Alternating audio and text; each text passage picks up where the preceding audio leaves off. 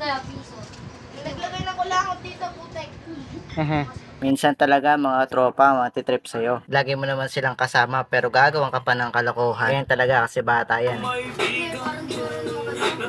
So ngayon guys, magpo-coins out tayo at matagal-tagal din tayo din nakapag-coins out. Marami kasi tayong ginagawa mula nung nagdaang araw. At kaya rin hindi rin ako makagawa ng ibang vlogs. Salamat nga pala sa mga supporters natin na patuloy na nanonood at patuloy na sumusubaybay sa journey ko. Salamat talaga at may nanonood sa aking video at patuloy na sumusuporta. Piruin mo, online printing lang dati, ngayon may sarili lang PisoNet. Iba talaga nagagawa ng pagsisikap at pagtsatsaga, di ba? Yung isang players natin sumisigaw, sira na daw yung keyboard. Ito pa kasi nabili ko dati na RGB, kaya ngayon parang sira-sira na. Kaya sabi ko sa isang vlog ko, okay lang kahit walang RGB, basta original. Kahit mumurahin pa yan, tatagal pa yan. Buti na nga lang may naitabi pa ako ditong keyboard na backup, kahit sira na tong isang to. Mumurahing RGB pero palpak. Ito kahit basic keyboard lang to, matibay naman ito.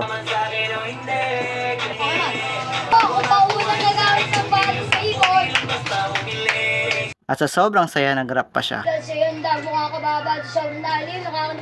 Nakakamasim ngayon pinalat. Alis mo. O, diba? Sa simpleng bagay, napapasaya mo sila. Kahit sa simula naman, keyboard naman yung sira. Kahit ako, napasakit na ang ulo ko. Kaya tatapusin ko na lang tong order sa online para pambawi doon sa keyboard. Nga, uunahin ko muna kasi to kasi mamaya magbibilang pa ako ng coins. Mas na-appreciate mo talaga magnegosyo basta masaya ka. Kahit gusto ko yung trabaho ko dati, pero natutoxic lang talaga ako sa mga katrabaho ko. Kasi kahit anong gawin mo, trabahador lang talaga ang turing nila sa'yo. Kahit ginagawa mo na yung best mo, pero marami pa rin maninira sa'yo. Kaya nag-decide na talaga ako mag-business. Baka sakali lang. Pero hindi ko naman nilalahat na ganun sa trabaho. Ang mahirap lang talaga minsan yung mga katrabaho. O may gusto palang mag-apply sa akin. Parang gusto niya rin palang magbilang. Naisip ko rin naman magpa-challenge sa mga players ko. Kaso nga lang, syempre, hindi naman palaging malakas ang kita ko. Kaya sabi ko sa vlog ko, tiis-tiis lang. Minsan talaga, panghihinaan ka sa pagnenegosyo. May mga times na mahina, walang benta, at kung minsan nalulugi pa. Kaya ang lagi kong sinasabi, hanapin mo kung saan ka magaling or kung ano yung hilig mo.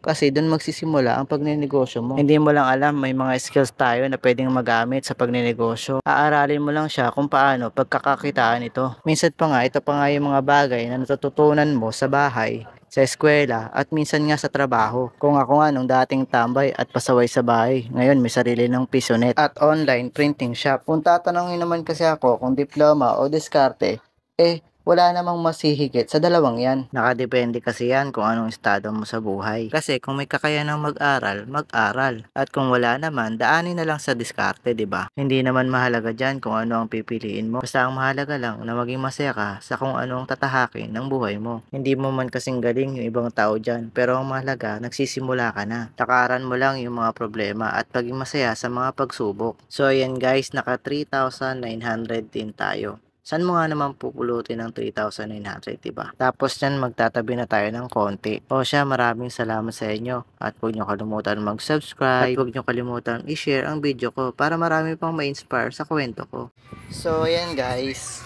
After natin magbilang, sakto, wala nang players dito sa shop. Aalis tayo. Mag-deliver po tayo ngayon ng parcel. Iyan na lang sa drop center. Diba? Kailangan natin drop muna. Ito. Marami yung orders kanina pinick up na. So ito, Flash Express. So ito sa drop point po itong apat na to. Ayan. I-edit ko muna dun sa kailangan ko munang i-drop muna kasi para hindi ma-cancel.